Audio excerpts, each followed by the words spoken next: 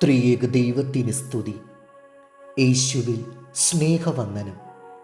ഒരിക്കൽ ഒരു രാജാവ് തൻ്റെ മരണസമയം അടുത്തു എന്ന് മനസ്സിലാക്കി തൻ്റെ വിശ്വസ്ത ദാസനെ വിളിച്ച് ഇപ്രകാരം പറഞ്ഞു: ഞാൻ ഏതൊരു സ്ഥലത്തേക്ക് യാത്ര പുറപ്പെടുമ്പോഴും യാത്രയ്ക്ക് മുമ്പായി യാത്രാവിവരം അറിയിക്കുവാനും എന്നെ യഥായോഗ്യം സൽക്കരിക്കേണ്ടതിനുള്ള ഒരുക്കങ്ങളെല്ലാം ചെയ്യുന്നതിനും എനിക്ക് മുമ്പായി നിന്നെ അയക്കുക പതിവാണല്ലോ.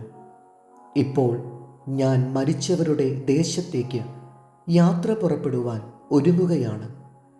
ഞാൻ അവിടെ എത്തിച്ചേരുമെന്നുള്ള വിവരം അവരോട് പോയി പറഞ്ഞാലും തൻ്റെ യജമാനൻ പറഞ്ഞതിൻ്റെ അർത്ഥം എന്തായിരിക്കുമെന്ന് ആ ദാസന് ആദ്യം മനസ്സിലായില്ല.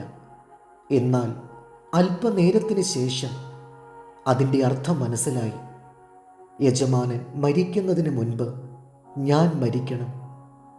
യജമാനൻ്റെ ആഗ്രഹം മനസ്സിലാക്കിയ ഉടനെ തന്നെ യാതൊരു ദുഃഖവും കൂടാതെ തൻ്റെ അരയിലെ വാളൂരി നെഞ്ചിൽ കുത്തി മരണം പ്രാപിച്ചു.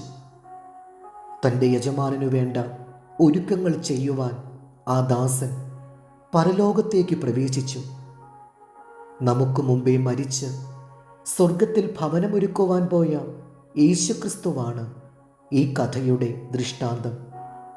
ഈ ലോകത്തിൽ നിന്ന് മാറ്റപ്പെടുന്നതിന് മുമ്പായി പല കാര്യങ്ങളും നമുക്ക് ചെയ്തു തീർക്കുവാനുണ്ട്. അതിക്രമങ്ങളിലും പാപങ്ങളിലും മരിച്ചു കിടക്കുന്ന മനുഷ്യർക്ക് രക്ഷയുടെ സുവിശേഷം ഉത്സാഹപൂർവം അറിയിക്കുന്നതിൽ യാതൊരു മടിയും നാം കാണിക്കരുത്.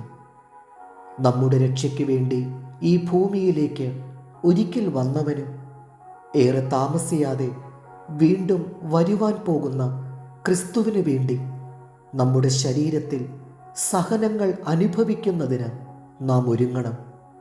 നമ്മെ വിളിച്ചിരിക്കുന്നത് ജീവനെ യാഗമായി അർപ്പിക്കുന്നതിനും മറ്റുള്ളവർക്ക് ആത്മീയ ജീവൻ നൽകി അവരെ മരണത്തിൽ നിന്ന് രക്ഷിക്കുവാനുമത്രേ. ദൈവദത്തമായിരിക്കുന്ന പ്രകാശത്താൽ മറ്റുള്ളവരെ സത്യവെളിച്ചത്തിലേക്ക് വഴി നടത്തുവാൻ ശ്രമിക്കുന്നവരെ ദൈവം നിത്യവും പ്രകാശിപ്പിക്കുന്നു. മത്തായി 5:14. നിങ്ങൾ ലോകത്തിൻ്റെ വെളിച്ചമാകുന്നു. മലമേലിരിക്കുന്ന പട്ടണം മറഞ്ഞിരിപ്പാൻ പാടില്ല. ദൈവം നമ്മെ അനുഗ്രഹിക്കട്ടെ. കർത്താവിൽ എളിയ ശുശ്രൂഷകൻ ഈരാളിലച്ചൻ.